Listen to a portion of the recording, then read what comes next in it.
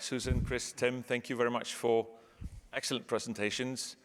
We were hoping that you would not all talk about the same thing, and I think we've had that very much fulfilled, coming at it from different perspectives, and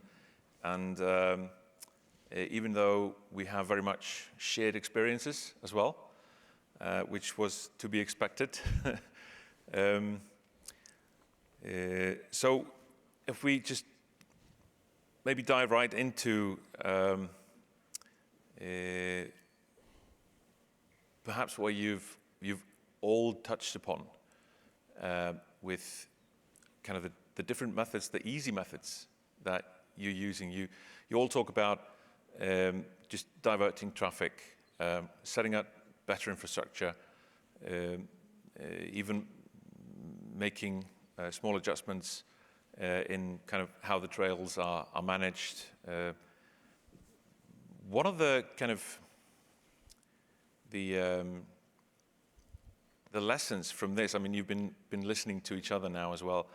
Is that one of the main lessons that you take kind of from each other, from what we talked about yesterday on our tour, that often it doesn't have to be really, really big things that can change a lot?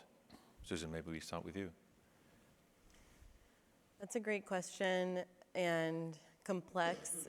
So I'll take a stab at it, and then obviously I'm interested to hear what the other speakers have to say. You know, I sometimes I feel that Glacier and the National Park Service generally got to a place of having to use these broader scale managed access systems in a way that is a little bit more reactive.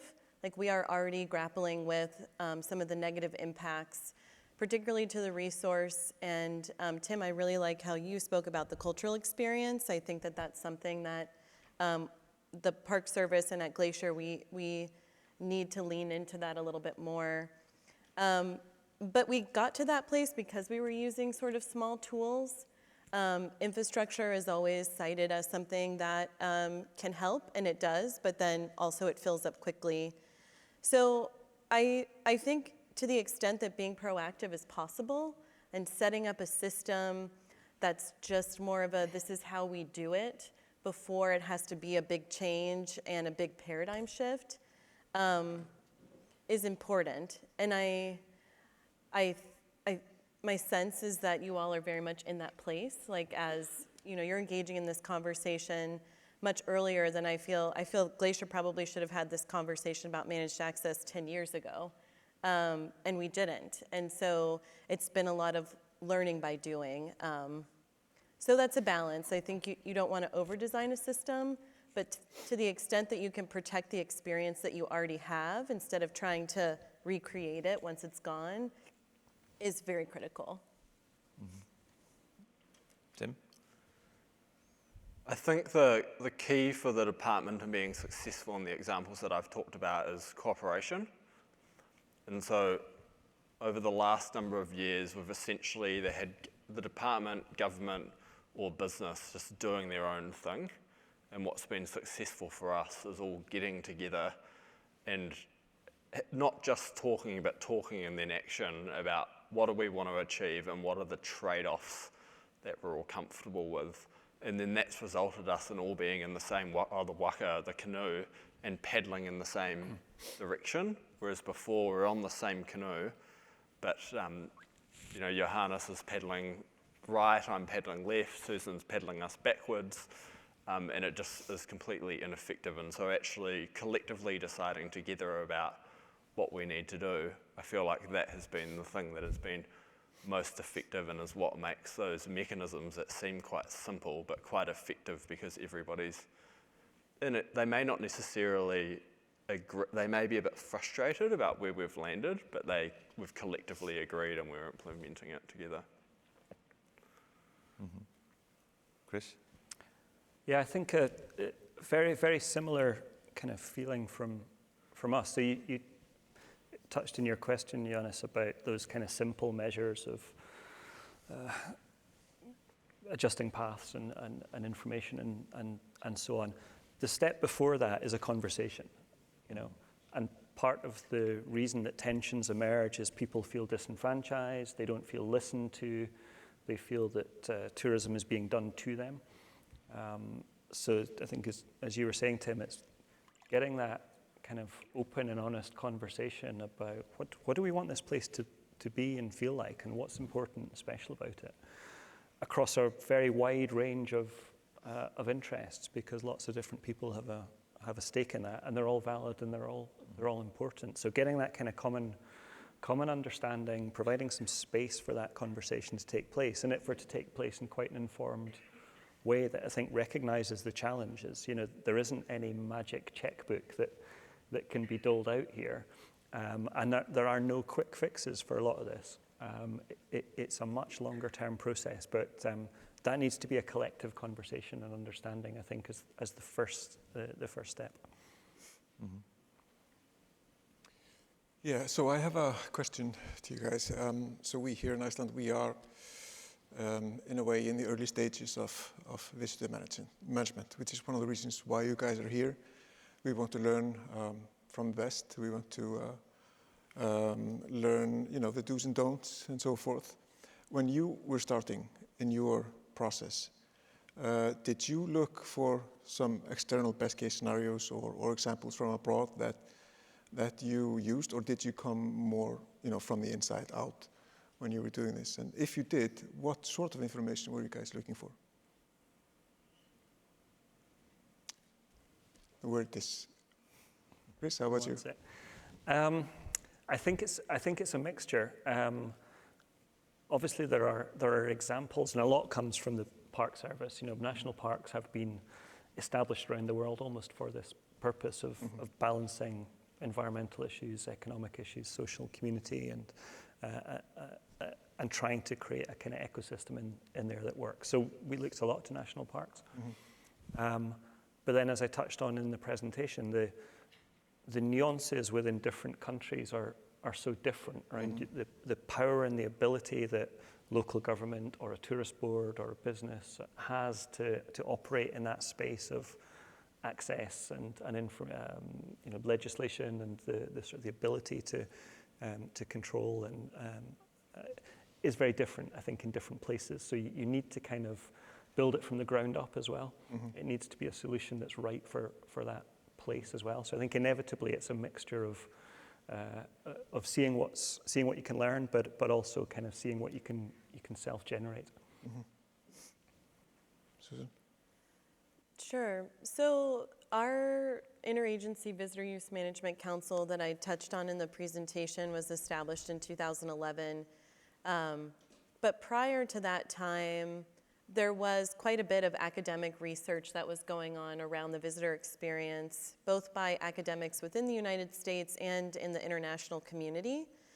And so some of the different frameworks, there's all kinds of terms for them, but limits of acceptable change, visitor experience and resource protection. These are ideas that were coming out of academia, which, as I said, was both domestic and international. A key turning point, though, that I think gets to the question, a little bit of the root of the question that you're asking is, at some point there has to be an ownership over these ideas by the organizations that are going to be using them. And it's that point where you really have to focus into that country-specific context and government-specific context, because that's how it's going to work within your system. I think the ideas can come externally, but having that piece of agreement among this is how we're going to approach it or we're going to operationalize it is critical, because otherwise what happens is somebody likes a piece of this, somebody else likes a piece of that, and so everybody isn't singing from the same sheet of music. And I think that hampered, among US protected areas, the ability to take common steps and common goals. Right when I started my career was the very beginning of the Interagency Visitor Use Management Council, and I remember being in some domestic conferences where there was quite a bit of angst and argument in the room about is this really, we're accepting this, what about this idea, what about that idea? I liked this one better. But now, where we're sitting in 2024, that tool is something that's ubiquitous, across people in the agency that have no background in visitor use management. They know that that's the resource that they have to go to and that they're experts in that tool. Yeah. How about you, Tim? The three places that we've really looked at has been Patagonia, the States, and Canada. So Patagonia in terms of having really busy multi-day hikes and how they are managed in terms of visitor flow and revenue generation. Canada in terms of the connection to the Indigenous culture and the Indigenous community and how stories are told and how carrying capacity is managed, and the park service for essentially so our booking system is modelled off the park service. I think the thing that has hampered us in the past is indecision in trying to get a Rolls Royce or a Cadillac, as you talked about before. Whereas what we've kind of moved into post-COVID is being bold in a measured way. So being very, very clear about our rationale for making a decision, but trying something and then quite quickly adaptively managing that pilot. And so what that's resulted in is quite a lot of buy-in because there's an open door to listening and to making those decisions. Whereas before, I think we were constantly looking for the perfect things, where we were looking overseas or looking to academia, and there isn't a perfect thing because of how every country's context is so unique. So actually trying stuff openly, but being clear why we're trying it and the pros and cons of it has been the thing that I think has made us take so many strides in the last few years towards trying to manage places better. Chris, you talked about the conversation coming first, and you all touched upon the necessity of a kind of a holistic approach, a national approach, a interagency council, working with other ministries. How is that where the conversation has to start? Before you decide what you're going to do, before you can go into each place and see what tools you're going to use, what you're going to achieve, what's the value of kind of reaching that kind of national or the consensus, even just the common language that you were talking about, Susan? What's the kind of value of that in kind of what comes next, in the actual kind of practical things? I think, and I can jump in, I think for us, it's important the lead agency or the lead organizations that are going to initiate the conversation initiator should be prepared with sort of what am I bringing to this conversation. If it's an agency starting that conversation, at least in the Park Service, we have to be quite clear on what does our existing planning portfolio say? What does our law and policy say? Sort of that center of the visitor use management framework. I think to have honest conversation, you've got to be clear about what are your negotiables and your non-negotiables. Like what aspects can you not move on because you have law and policy that guides you that way? And then what are the opportunities to engage and problem solve? I think that piece of it, for whoever initiates the conversation, is important to having something that's productive. The other sort of piece that I often think about is, not having surprises for people. What I mean by that is, particularly with stakeholders, not surprising them with a decision that's coming out of nowhere.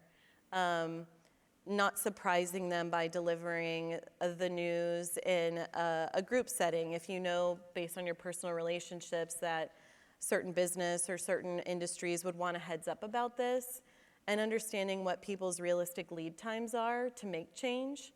All of those elements, I think, can contribute to a more productive conversation and are the ways that people can be prepared when they come to the table.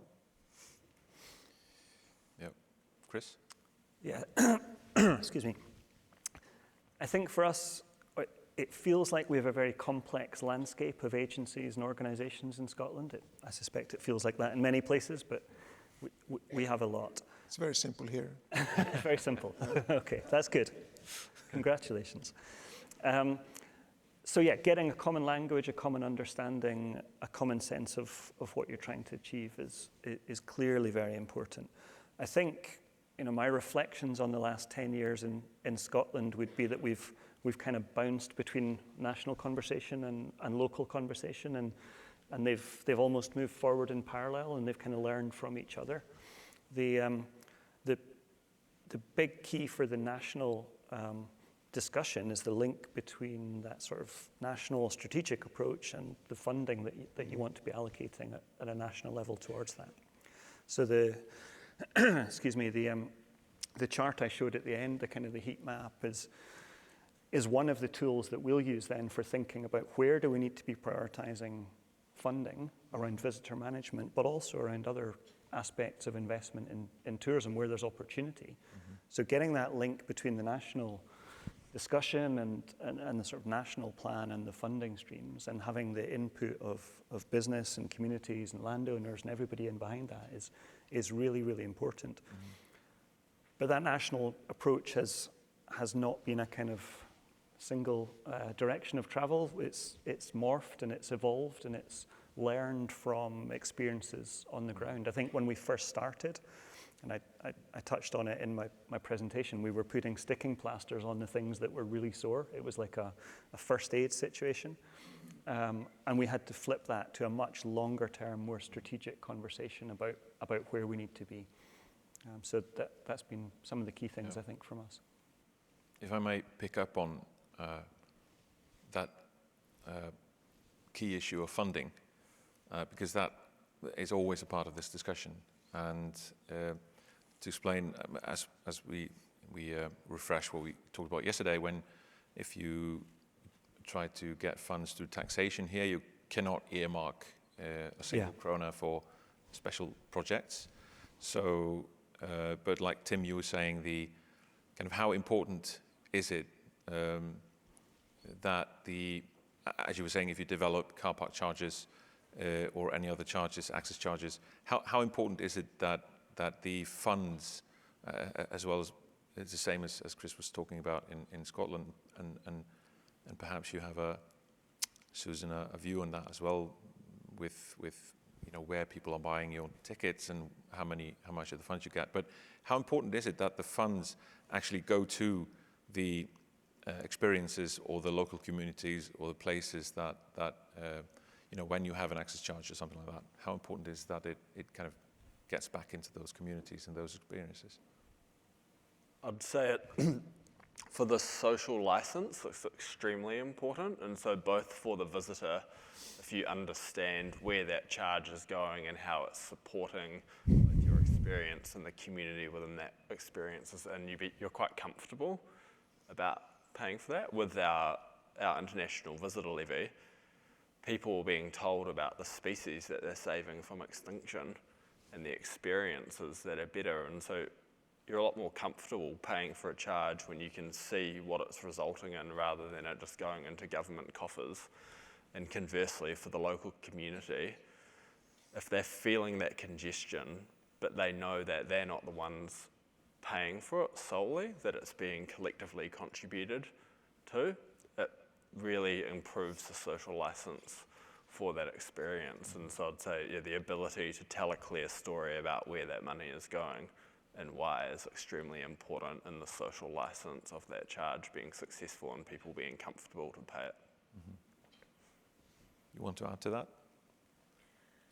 I think for us, I almost feel like we're in a case of, I don't know if it's what not to do or what you should do, but our vehicle reservations are offered on a single platform, recreation.gov, and it's the platform that all federal agencies are required to use to offer such services.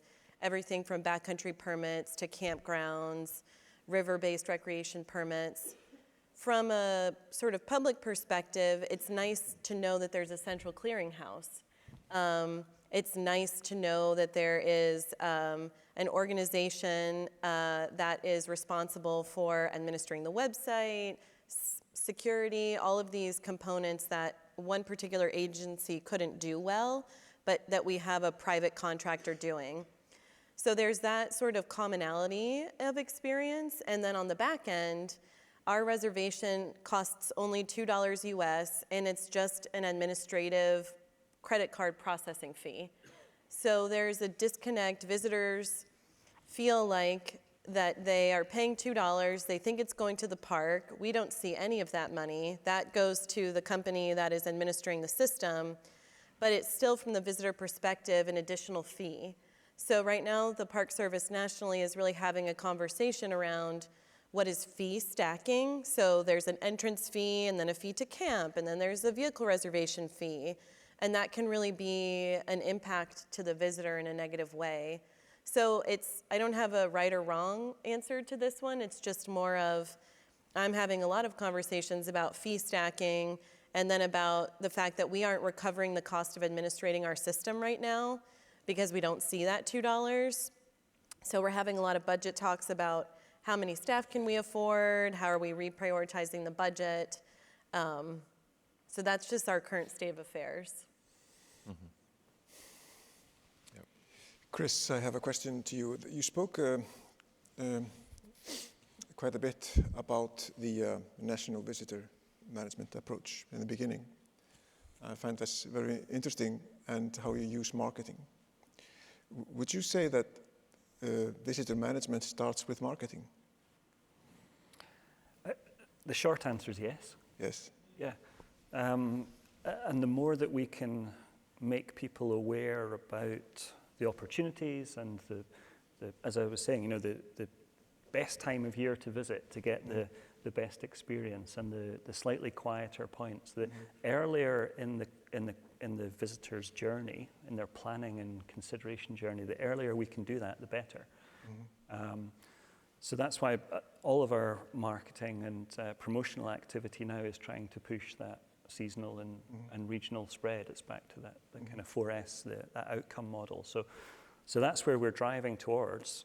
And I guess just flipping back to the first question, that's informed by the national conversation around capacity and opportunity. So these things are very closely related. Same for you guys, or do you use marketing as a tool for visitor management? I wish we used it more, because I'm with a federal agency. We actually can't engage in the marketing aspect of it. We can do communication, but really, I mean, I was so impressed by Chris's presentation and the way that you highlighted partnerships and opportunities, and that's information that I am going to take back, because it's a piece that I would honestly say, struggled with, particularly because a lot of our internal communication capacity is really designed and focused to address visitor information needs once they arrive through interpretive media, telling our stories, and asking that group to add on this more sort of planning-oriented component. It's just been a shift. It's been massive for us, similar to Chris, and so both the two biggest benefits have been being able to spread people out and slow them down. And so in New Zealand we have destination associations in each region, and so they combine up to Tourism New Zealand, but tell their own value proposition and story for each region. So firstly, that's been really important, and then secondly, probably similarly to here, we have very changing weather conditions, and so have quite high visitor risk issues, and so the marketing enables us to explain to people how and why you need to be prepared, and so it's resulting in people showing better kaitiakitanga, so guardianship at these places in terms of their litter, their waste, and them being prepared in them, which is reducing the societal costs to managing and welcoming those visitors.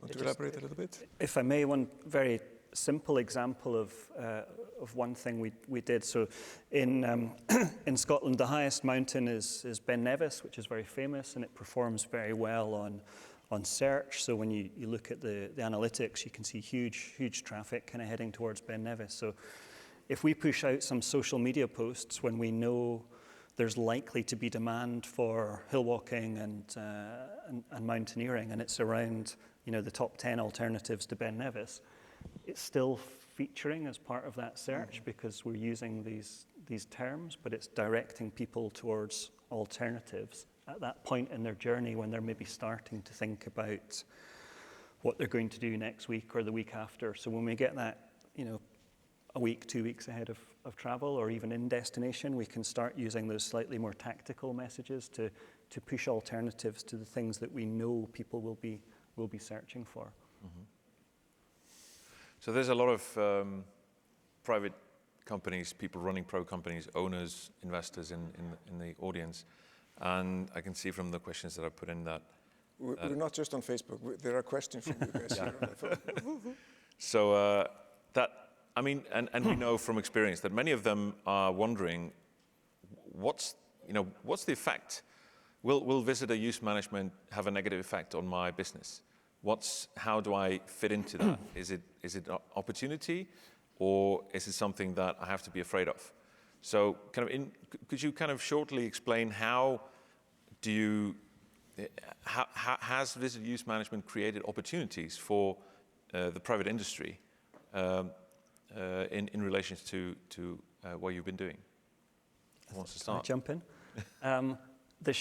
I think this is very simple for us. If visitors are sitting in traffic jams for 2 or 3 hours, they're not spending money and they're not in your business.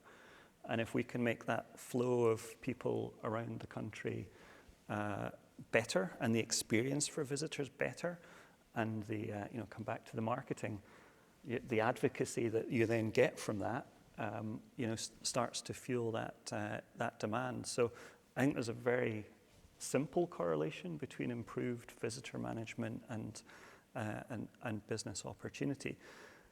I'd also flip back to the question we had a few moments ago around the first point here being that conversation with a whole range of stakeholders around what we're trying to achieve and what the issues are and what success looks like for us.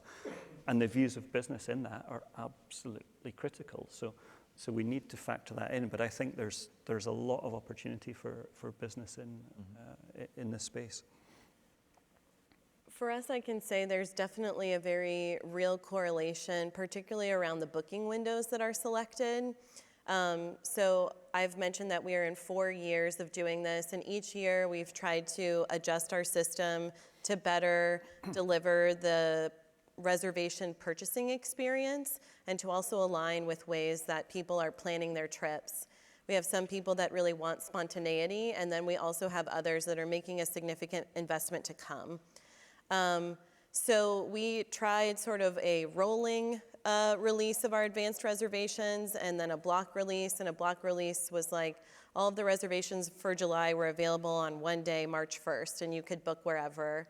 And we had received some feedback from other parks in our national office wanting us to try this strategy. But what we ended up seeing is that this strategy didn't work for our local business community, because when people were either successful or not successful in getting a reservation on that one day, all of the supportive and external bookings, car rentals, everything else kind of went haywire. Lots of demand, lots of cancellations, and that was not what we wanted to create. So in getting that feedback and having that conversation with the business community, we were able to advocate at the national level that that policy of a block release just doesn't work for us and didn't work for our partners. And so we reverted back to a rolling release where reservations in advance are kind of metered out on a daily basis. So that's just one example of how that feedback between the decisions that we know that we're making have those business impacts, hearing that from the community, and then communicating that back out to NPS leadership. The last sort of element that I'll just briefly say is prior to the institution of these reservation systems at Glacier, many of the services weren't available for booking in advance on online platforms, from our concessions operators, both in the local area and within the park. And so as we moved to a reservation-based system, the surrounding businesses also moved to reservation-based systems, and were able to tailor policies around cancellation and policies around booking opportunities in order to preserve their business experience and to create a more predictable business plan that now also incorporates shoulder seasons more consistently, because we are spreading out visitors to those shoulder seasons. And previously, most of our visitation was constrained into July and August, which is an incredibly rapid up and down season that businesses do struggle with, because that's quite short. Mm-hmm. Selfishly, from a departmental perspective, businesses, whether it's small guided trips or group trips, makes our life a lot easier in managing that place, because they, one, manage the visitor safety risks, and then two, they connect people to those places.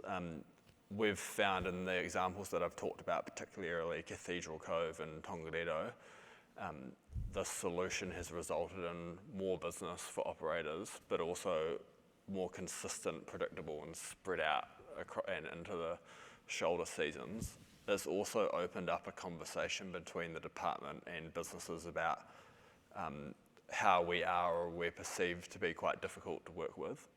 And so it's resulted in quite a lot of internal changes for it to be easier for businesses to apply for permits. And then also we've made a few things where we've linked our booking system to our businesses and concessionaires that work on public conservation land. So if you book, for example, the Milford Soundtrack that I was talking about, you need to get a boat to the start and to the end of that track, and a bus. And so now when you book that, it then says, hey, here are the business providers that provide those services, and click right through to that site on the day that you've collected it. And so it's driving business to them. It's making it mean that people aren't turning up to the track without transport across the lake, etc. And so, yeah, I'd say that it's been rocky at times, but it's resulted in a better relationship and better experiences for everyone. Since you have the word, Tim, there are many questions from you guys here. Firstly, I would like to apologize. It's impossible for us to cover all of them, but there's one here that goes to Susan, and I would like to also, because you came a little bit in on this in your speech. You were mentioning that a levy or fees is working as an attractive factor, and good for budgeting, but not so good for visitor management. And so my question is, how did you respond to that? And follow up to you, Susan, that's a question from the room, is the growth in visitation in part or fully thanks to good visitation management? Tim. So what was the last part of the... No, yeah, that was the question that was addressed to Susan that comes a little bit in on what I was asking you. Yeah. How do you respond to the fact that the levy is working as an attractive factor, but not so good for visitor management? So do you increase levy, or do you cancel it, or how do you respond to that? I think for us it's shown that price is fantastic to solve the problem of revenue, but it's not fantastic to solve the other problems that I was talking about in terms of congestion, etc. But actually having revenue enables you to fund those issues. And so we now see pricing as a revenue tool rather than a demand management tool, but it helps us afford to implement and put in place the demand management. But if from a demand management point, it kind of does nothing. An example was the other day I was giving some advice to a friend who wanted to go on a multi-day hike. They wanted to do the route burn, which is one of the busiest tracks. I was like, oh, you should do the Reese Capel. And route burn's $150 a night. Reese Capel's $5. You literally park in the same car park, walk up the same ridge, and then drop down into a different valley, walk along the valley, come back up a few days later onto the same ridge and back to the same car park. And they just could not get their head around how the Reese Capel could be as good as a substitute as the route burn because of the price, even though I was like, you're not going to see anyone. It's so much nicer. There's wardens in the hut. It's same level of facility. And so they went the route burn every day because they just could not understand how something that was cheaper could be as good as an experience. It's a bit of a long-winded way of answering that. Yeah, we just don't see it as a demand management tool now. And so the question, is our visitation increasing as a function of good visitor management? And I think I'd like to start by saying whoever answered that or asked that question, it's really a positive way to think about this. And so I appreciate that perspective because so much of the time visitor use management can be reactive and inherently maybe a little bit of a challenge, negative, uncomfortable space.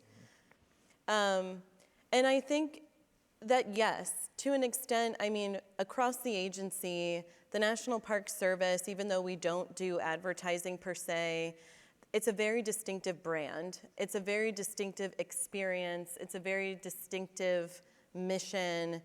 And across the service, we deliver those experiences and have historically delivered those experiences to visitors. And that has brought more visitors seeking those experiences. And so I think the point that we're at right now is sort of stretching the ways that we think about visitor use to be more innovative, because visitor management has existed for a long time with interpretive programs and backcountry campgrounds and reservation systems. And so it's just more, we are at a point for innovation. And so hopefully in 50 years, you know, somebody sitting in my same seat will be saying that, yes, we continue to do world-class visitor use management, and also these are the challenges that we overcame, and this is where we're continued to go. Mm-hmm. So if we kind of start wrapping up, what is the, I mean, having gone through this day, the conversations we had yesterday, and hopefully we'll continue during the day and tomorrow, but kind of based on what you've seen here in Iceland and based on your experiences, could you just finally give us some advice? What would be your advice, kind of some main things that we should be looking at moving forward with this? I think we should not do. Is it? Yeah. What should we do? What should we not do? Chris, I you want to start? think today's a good start. Yeah. I think you should do this again next year, and see where we've got to, and see what direction of travel is coming out of today, and commit to coming back together, because this conversation needs to keep evolving. It needs to keep bringing different voices on board, and it needs to keep learning. So I think getting this in the open is really good and important. I think your question about the visitor experience and whether that's driving demand is interesting, because what all our research shows is visitors are having a fantastic time. You know, they are wowed. This is amazing. Even if they've been queuing for ages and there's thousands of other people, still it's a wow. So that in itself isn't going to drive, and I think we need to get under the skin of that a little bit more and really understand the impact, that experience, and what that looks like, and what that might look like in the future. I think there's been lots of different models, lots of really, really good points. I've taken loads down today in terms of some of the monitoring and the data, and just understanding where we are and where we're trying to get to.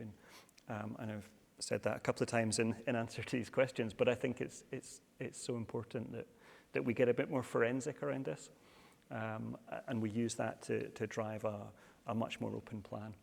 Mm-hmm. Susan? Yes, I think a simple approach that I consistently work with my leadership on is, what is the actual problem? You know, I highlighted Logan Pass. It's our main attraction, limited parking. So when I facilitate conversations around that, is it a problem if somebody can't park there? Is it the roadside congestion? Is it what is it that you're trying to solve? And to just take time and be clear about that aspect of it, because that's really going to drive the solution. Like Chris mentioned, people are on holiday, vacation, they're having a great time, they're with their families, they're not working, and so they typically feel like they're having an okay time. And so that's why being clear about your problem will help guide what are we trying to solve, because you'll always hear from people, I had a great time. And deep down you know it's not the time that you want to be delivering to them. We could do better, we could do more, and so that's sort of that root of the problem conversation. Mm-hmm. Tim? May sound a bit cheesy, but I'd keep being you. I feel like Iceland is really clear on the value proposition and what makes coming to Iceland being unique, and I feel like we saw some great examples of that yesterday.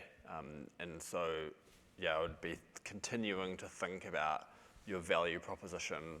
What does the future look like, and how do you hold those together?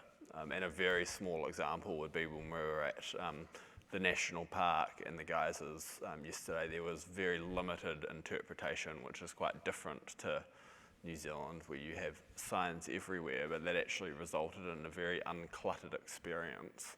But it also drives you to the importance of being with a guide or with an operator, because they are who can connect you to those stories. And so I think holding on to things like that would be a useful thing to do. Yeah. Well, thank you very much for coming all the way here and for imparting with your knowledge and being excellent in every way. Please give our speakers a good hand, and thank you. Thank you.